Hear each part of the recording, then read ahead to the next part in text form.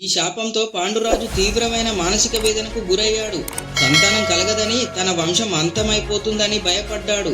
తన తప్పుకు పశ్చాత్తాపపడుతూ రాజ్య సుఖాలను వదిలేయాలని నిర్ణయించుకున్నాడు.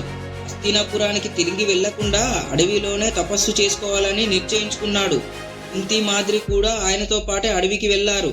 హస్తినాపురంలో పాండురాజు లేని లోటును తీర్చడానికి ధృతరాష్ట్రుడు రాజ్య బాధ్యతలు చేపట్టాడు.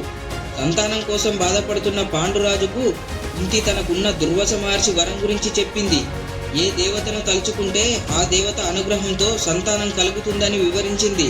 పాండురాజు అనుమతితో కుంతి యమధర్మరాజు అంశతో ధర్మరాజుకు జన్మనిస్తుంది. వాయుదేవుని అంశతో భీముడిని జన్మనిస్తుంది. ఇంద్రుని అంశతో అర్జునుడికి జన్మనిస్తుంది. అంతేకాకుండా తనకున్న మంత్రాన్ని మాద్రికి కూడా ఉపదేశించింది. మాద్రి అశ్విని దేవతల అనుగ్రహంతో నకులుడు సహదేవులకు జన్మనిస్తుంది. ఇలా 5 పాండవులు అడవిలోనే జన్మించారు.